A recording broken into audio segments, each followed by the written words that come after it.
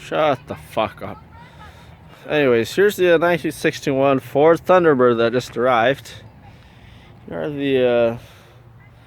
the owner actually managed to buy a few fenders for it. This, of course, makes my job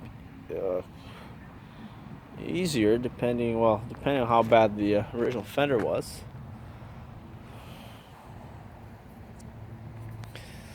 To repair this here.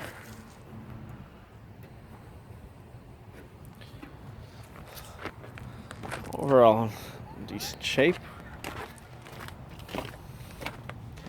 Just one hole there. One rust hole there.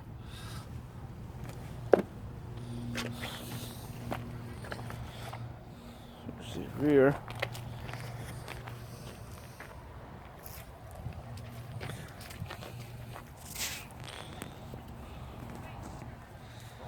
Looks like they just left me the garbage as well. Look at that. Somebody started doing some work on it. I wish they had left that one full.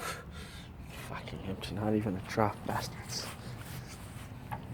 Rust spots here.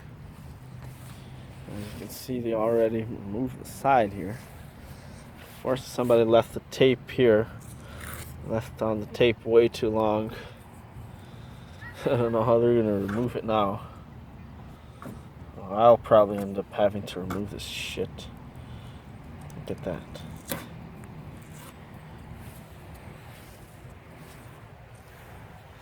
And the faults with this car is that over here on this inner fender here, there's pretty much this inner fender here, and it joins down here with the fender, the outer fender.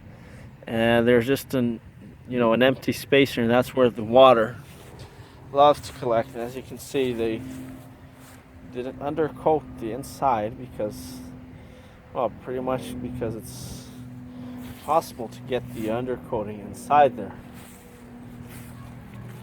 Here on this side, you can see what I mean. See that there?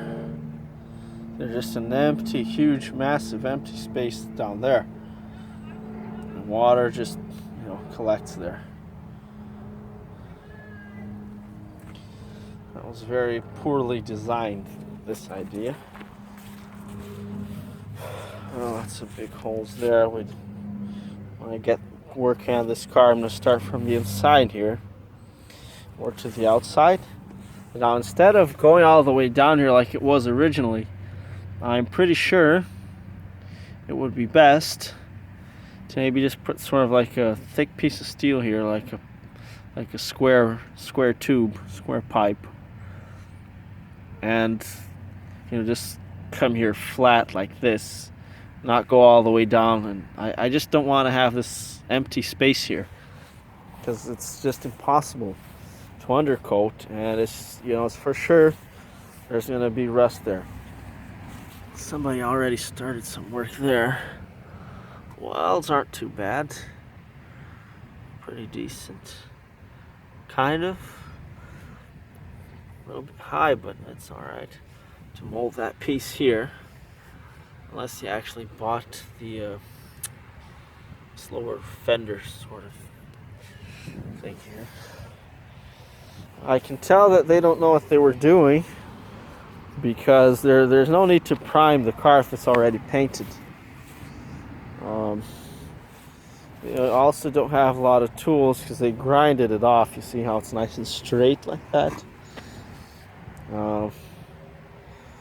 Fuck, they must have used like three whole discs to grind that off because this is thick steel, man. I have the plasma cutter, so that's what I use. It's like inside there's a lot of stuff as well.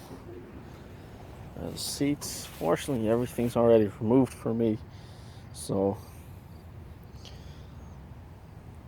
there's a part of the job that I don't like doing. It's removing upholstery and all that shit. And just as the Cadillac, just like in the Cadillac, you can see the lousy workmanship they did on the T-Bird. You see? You can see a clear line here where they stopped undercoating.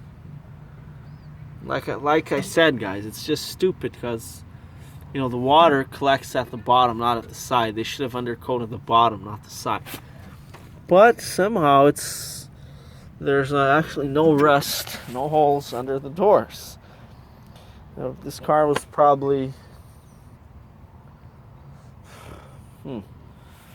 probably spent a good deal of its life inside, or the rubber. Yeah, that's what I was gonna say. You see, the rubber is still good here. That's the only reason why the door has been saved, because I can see here through these little marks here that the water has it's not being able to get inside there. And this rubber is still like new. I don't know how. Very good workmanship. Very high quality rubber here. Or it might not have been used as much. But anyways, for this is a 1961 car. You know, for this rubber to still be intact like this is just pretty impressive.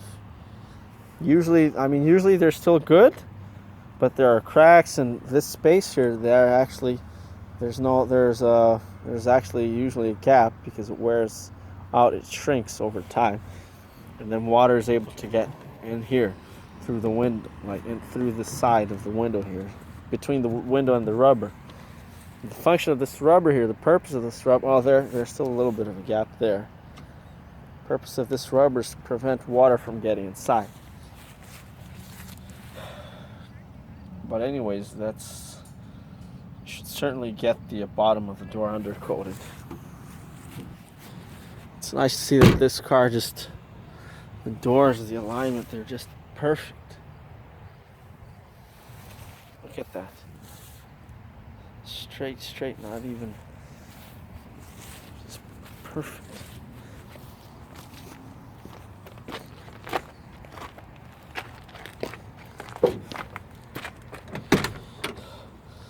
With the bluish tinted windows. Oh, I got the rear bumper. The seats are still in good condition. Headliner still good. I mean, don't get me wrong, it was a very well built car. Just some things here and there that were, you know, that there could be room for improvement. What the hell is this? Looks like some sort of glue. I hate these. They put like a piece of plastic here and I just hate it.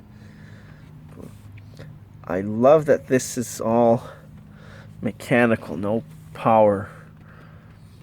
It's not. What's that little motor there? Maybe you can have it both ways. I don't know. But yeah, this is you can definitely roll the windows down by hand mechanically.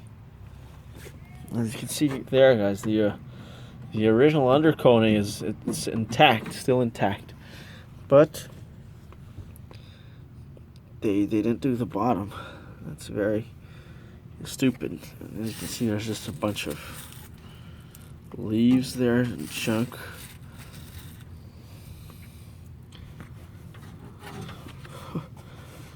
I can't understand how this just didn't rot out completely because of this rubber for sure.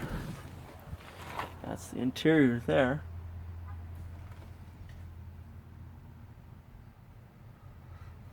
It's a nice interior for sure.